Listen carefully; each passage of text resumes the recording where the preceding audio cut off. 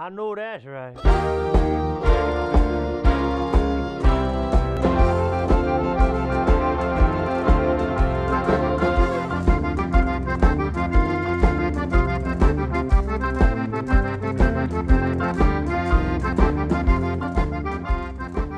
Mais comment ça va, chef? Chef Harley Fondo, better known as the Parrain. Today, we're making a white crawfish and corn bisque.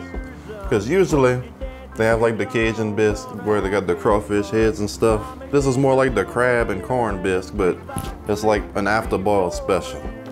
So I'm gonna show y'all what y'all need. So we're gonna need some shredded Parmesan cheese, the fresh one, not that one in the can. Then we're gonna use our favorite Cajun seasoning. We got a big old grand container, it's a half gallon of half and half. Then we got some bell peppers, there's 2 of them I got. We got 4 yellow onions, and I got some garlic. And last but not least, you're gonna need your crawfish and your corn and potatoes. And let's not forget your little crackers. Now let's get started cutting them vegetables.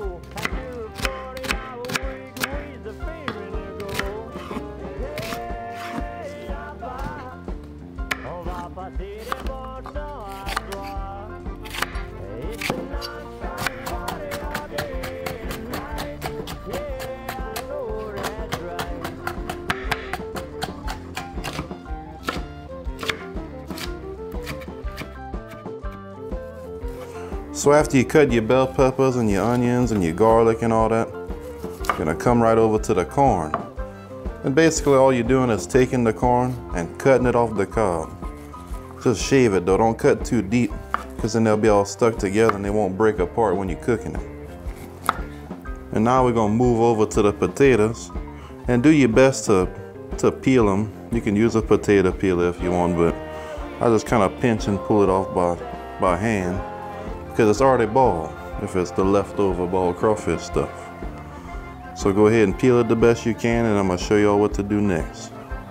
All right, so I didn't do it perfect now. I still got some little skins on them potatoes. But hey, I'm making the recipe around here. And it's okay that it still got a little bit of skin on that. I just didn't want a lot of skin. But see what I'm doing here, just chopping it kind of small. It don't have to be perfect either, because the way that we're using these potatoes, they're already cooked, so they don't have to cook evenly.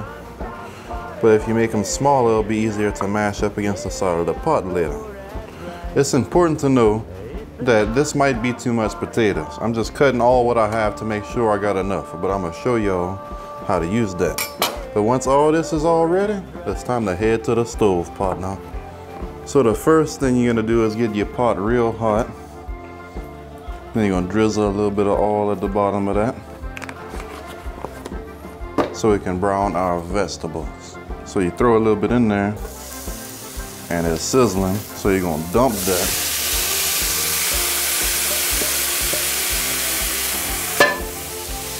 And then you get your corn, and you're gonna dump that too.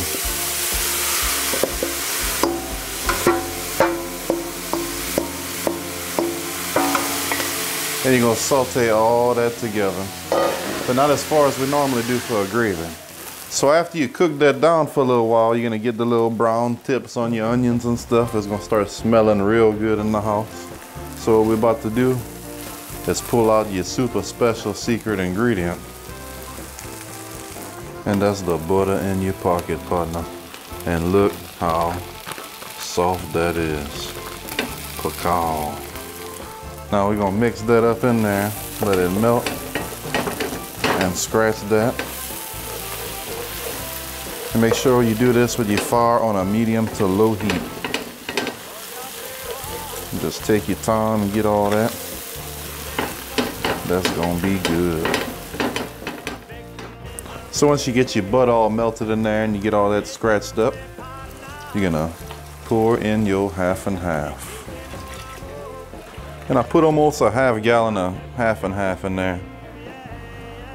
And now we got that boiling. And your next step after it's boiling like that is to put you some of your little potatoes in there. So you just slide that in there. We're gonna start out with half of that at first and see where that gets us.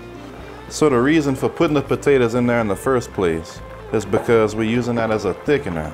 That's why I got you to cut them up real small so they can mash up real easy.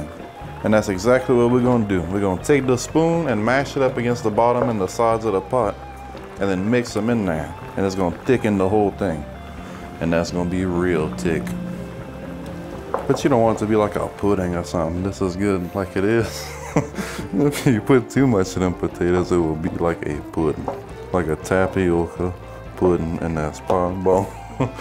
Alright, so about right here, you could put a teaspoon of that better than bouillon lobster base, or if you got your homemade shrimp stock or whatever you got, and let this simmer down, and make sure you like mash all those little potatoes in there, and keep you some milk on the side in case it gets too thick. If you put too much potatoes in there, you add a little bit of milk to like counter-react it and make it the right consistency. And then you cook that down for a little while, then you're gonna add your crawfish. While that's simmering, I'm gonna tell y'all a little joke. So one day Boudreaux was speeding through Port Barrain and got pulled over. And the cop went and asked him, he said, "Where's your license?" He said, "I don't have one." And he said, "I don't have a registration either because the car is stolen." And he said, "Then I got a gun in the glove box." And the cop was like, "Well," he said, "is there anything else you need to let me know about?" He said, "Yeah." He said, "They got a body in the trunk." So the cop calls the sheriff. When the sheriff gets there, he starts to question Boudreaux. He says, "So I hear you ain't got a license, you got your car stolen that you're driving, you got a gun in the glove box, and you got a body in the trunk." He said, "Is there anything else you need to tell me about?" He said, "No, that cop must be lying." He said, "He probably said that I was speeding too now." So after it simmers for a while and you got it to where it's not too thick and not too loose, I'm gonna get you to come see that right now. And this is what I mean by that, where it sticks to the spoon, but it's not like a pudding. You don't want no pudding, we're making a bisque. So then you're gonna put your crawfish in there and then stir that real good. And since the crawfish already cooked, we're gonna taste it to see what the seasoning put in there, and we'll be able to tell what we need to add. And if it gets too thick on you, just add a little bit of milk as you go. So after you stir that real good, after you put your crawfish, what you're gonna do is taste it and see what seasonings you need to add to it.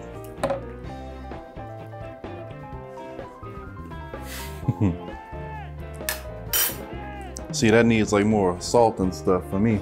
So you use Cajun seasoning for your salt, you use cayenne pepper if you want more heat, and garlic and onion powder if you want more flavor. So now what you're gonna do next is add you a little bag of Parmesan cheese. That's 6 ounces.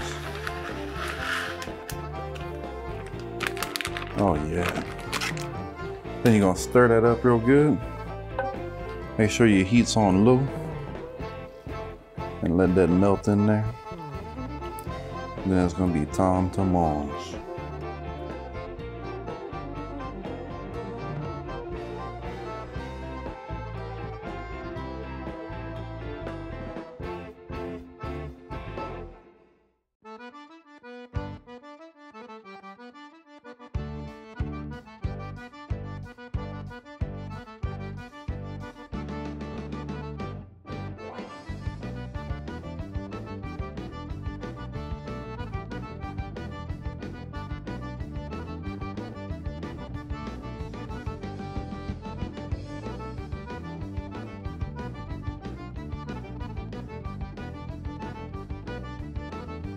Join us next time on the Bon Temps Cooking Show, where we're making some shrimp and okra gumbo. Until next time, Parrain loves you.